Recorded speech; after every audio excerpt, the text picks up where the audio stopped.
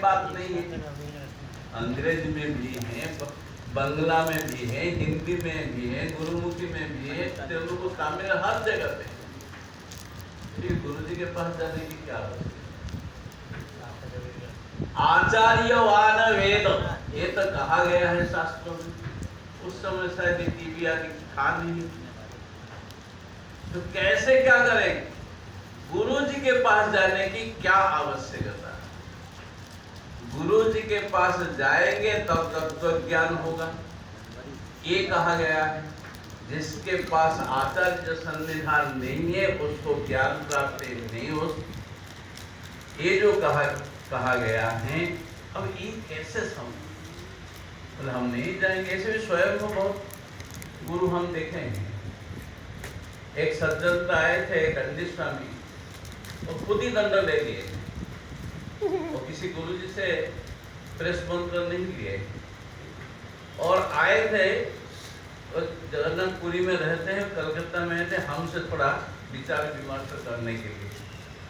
अब उस समय में बीमार था, बोले देखिए शास्त्र चर्चा करने की अभी मेरे दिमाग काम नहीं करेगा, क्योंकि मैं खुद ही अस्वस्थ हूँ। उन्होंने भी मान लिया, बोले आपसे थोड़ा कोई उपनिषद भी लिखे।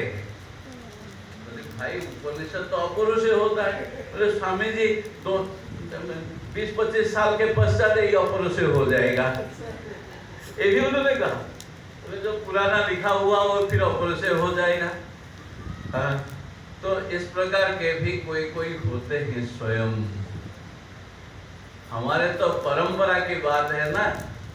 कोई संत थे कहीं, पूज्य करपात्री महाराज जी किसी स्थान पर प्रवचन कर रहे थे। नाम तो नहीं लूंगा, नाम आप लोग जानते हैं, उनको जानते हैं, आप प्रसिद्ध संत थे। वो आए उस रास्ते से, उधर से जा रहे थे, तो स्वाभाविक होता है कोई सत्संग हो रहा है, कुछ कार्यक्रम होता है, तो कोई आता है तो उनको थोड़ा सम्मान देने के लिए बुलाते हैं। तो उनको बुलाए, बोले करपात्री जी के जो आसन है उससे ऊंचा यदि हमारे आसन लगाए तो हम जा सकते हैं। अब पूज्य करपात्री महाराज के पूछे भी बगैर कैसे उनको उत्तर दे? आए, सच्ची घटना कह रहा हूँ।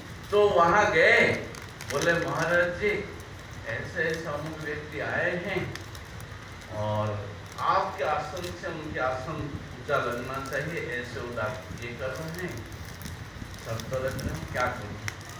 बोले हमारे आसन से ऊंचा के जितने ऊंचा उठा दे कोई आपत्ति नहीं। तो फिर क्या होगा?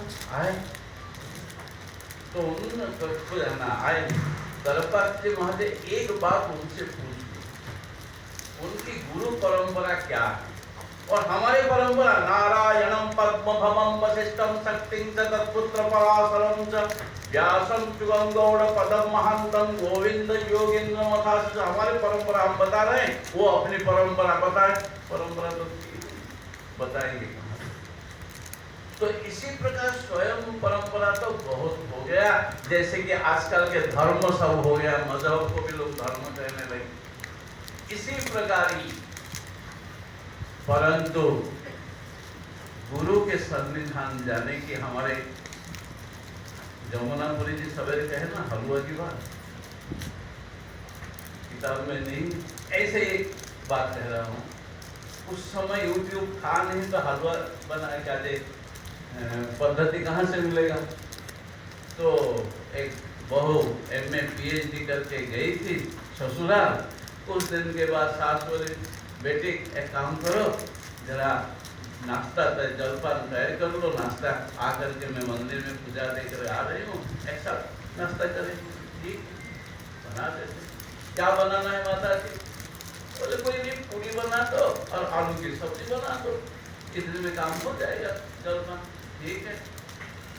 तो अब सास तो आकर के पूजा दे करके जब घर पहुंचे तो बेटे वो हो गया, जलपान तैयार है ना, पूरी तो बन चुकी है, अभी सब्जी नहीं बन पाई। क्यों बेटी?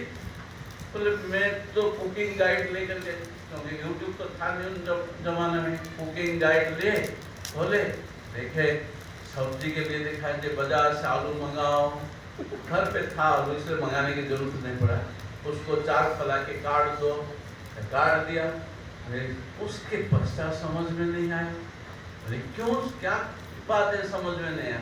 ना लिखा है धो डालो, वैसे धो डालो तो धो डालो, तो धो डालने के तो लिखा हुआ है सर्फ से धोएंगे, साबुन से धोएंगे, ये नहीं लिखा हुआ है।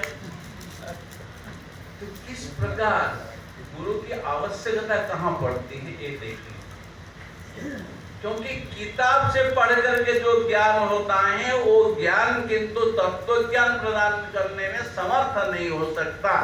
जैसे एक दिया के लव से दूसरा दिया जलाया जा सकता है, उसी प्रकार ही चेतन गुरु से ही तत्व ज्ञान लाभ किया जा सकता है। वो परंपरा हमारे अनादिकाल से चल आ रही है।